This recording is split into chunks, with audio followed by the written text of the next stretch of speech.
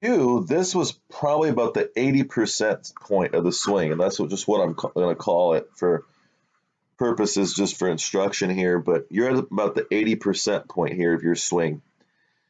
If you could stop right here, you'd be, look, just money. And what's happened, I've played enough golf with you to know that once in a while you do stop right here. And when you stop right here, you always hit a straight shot. When you hit those balls and it's maybe like a little bit of a right to left or a straight shot once in a while, and you're kind of like, oh, where did that come from? It's because you're not making your full swing. For most people, this would be a full swing position, but for you, this is like the 80% point because you take it farther back than this. I want you to start trying to stop right here. It might feel like you're not getting as much power, but trust me, once you start working on the weight shift stuff and you get this going, like just stop right here. Your club has pointed right at the target. You got that triangle I was talking about. That triangle looks really good right there. You might be standing up out of the shot just like maybe like a half inch or an inch, but it's really not that bad. But this is the position I want you to stop in. And I'm calling it the 80% point. It might be like the 85% point. I drew some lines and I drew your toe line, your club shaft line.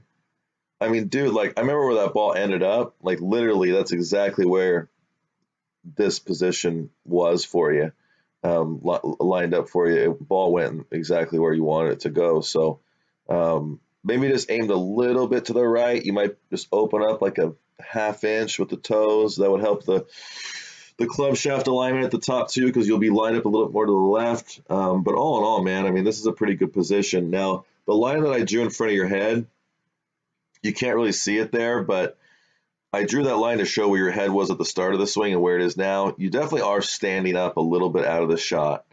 So you want to think about trying to stay a little bit more over the ball as you take the club head away and not try to like stand up out of it or fall backwards. When you fall backwards out of the shot, that promotes a slice. So that's a little bit of the reason why you're slicing is because as you take the club away, you're standing up out of the shot. So I want you to stop your swing here, okay, if you can. Um, if you can't, so be it. But you really need to, because that's going to be the secret to success. Um, so that was the Adam Scott position. Here's you here.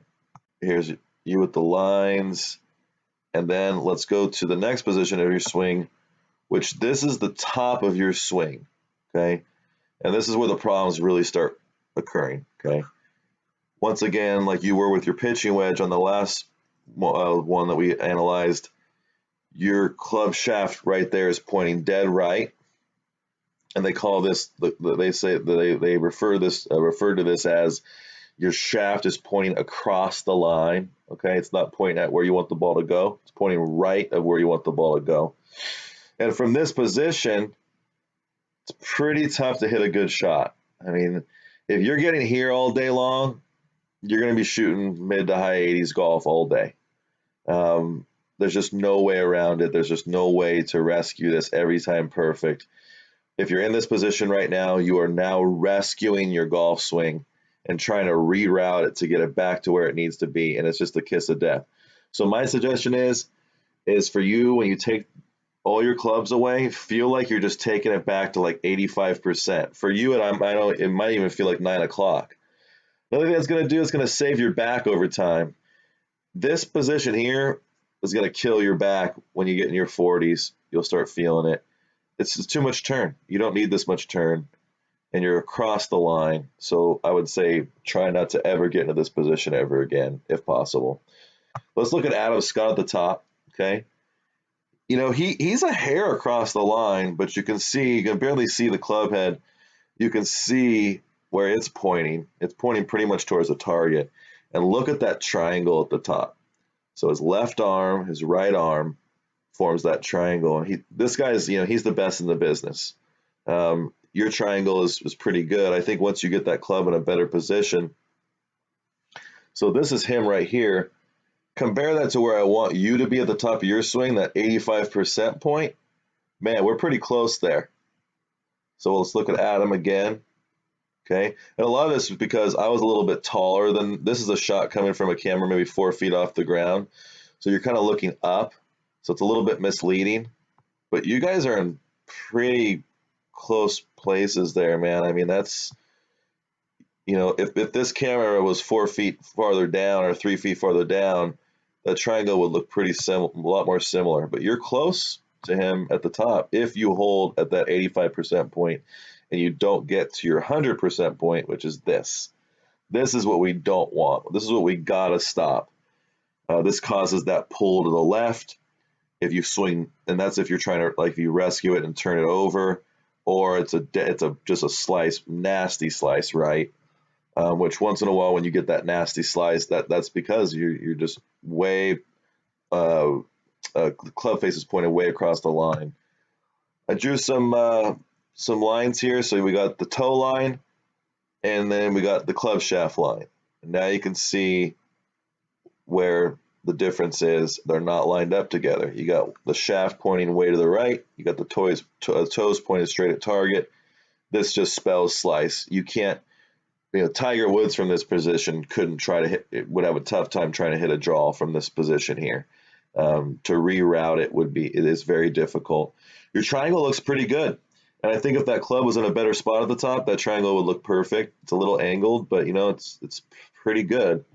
But that last little thing that you do at the top, where that shaft is pointed to the right, is what's killing you. And if we go back to this, you can see here that your shaft is pointed at the target, and the toe, and it creates almost like a railway between the shaft and the feet. It's like a railway track going right down towards the target. And then let's look at this one again. Oh man, that railway track gets really screwed up, and this is why the ball is going right. That shaft is just going dead right, and there's just no way to avoid it. Now, just to show you just another side of the coin, Rickie Fowler is the opposite of you. Rickie lays off the club, and they call this the club being laid off at the top, okay? He's notorious for this, and Butch Harmon came in and tried to fix it. It didn't work. Rickie's had a little bit of a rough go last year and a half because he tried to stop laying the club off. Laying the club off is not as bad as the club pointing across the line like you are. But I just wanted to show you the opposite side of the spectrum. So here's Adam Scott. Look at the club face at the top. Look at the shaft pointing directly at where he wants it to go. You're across the line going right, and Rickie is laid off. You can see his toes where they're pointed. You can see where the club head's pointed left. Being laid off isn't as bad as being across the line, and guys on tour, a lot of guys are laid off at the top and they make it work.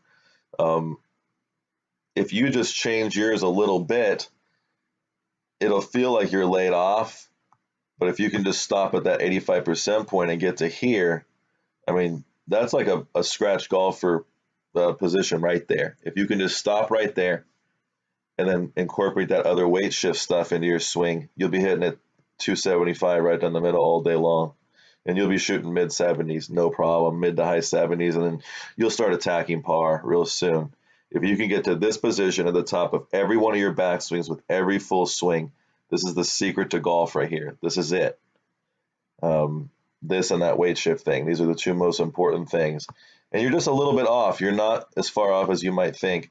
The good thing is you hit this position perfect right here, and so if you can just stop at that 85% point, you don't need to do anything else. You don't need to really change anything else probably. Once you get to this position, you'll have a lot easier time bringing the club down on the right path. So let's look at that path coming down. And this is really telling right here. I mean, this tells you everything. Now, it may look like that's a pretty good position, but it's not. The club head is pointing at the ball, but you're coming in way too steep, And if you look at that right forearm, the shaft and the right forearm should start matching up right now, and it doesn't. You're coming in real steep right here. And so let's draw some lines. I also drew a line in front of your head to show that you are standing up as you take the club down. I used to do that too. That's a very common mistake. As you bring the club down, you really want to focus on trying to keep your head over the ball and not lifting out of it. And for me, it felt like I had to like pull my head down as it's really weird. Like, this is a weird one.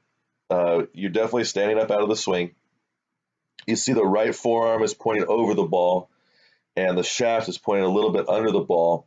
And this is just a dead slice swing right here. I mean, you can't avoid hitting a slice if you're bringing in that steep. Let's look at Adam Scott. And see how his shaft and his right forearm are matched up more? As he brings this down, it'll match up perfect. But your shaft is pointed more up and your right forearm is more flat. And that shaft and that right forearm are matching up more. And that's going to bring that club in from that 45-degree angle. And it's like a perfect diagonal angle down into the ball, like Adam Scott does here. And then let's go to your next slide. You can see that you're starting to match it up.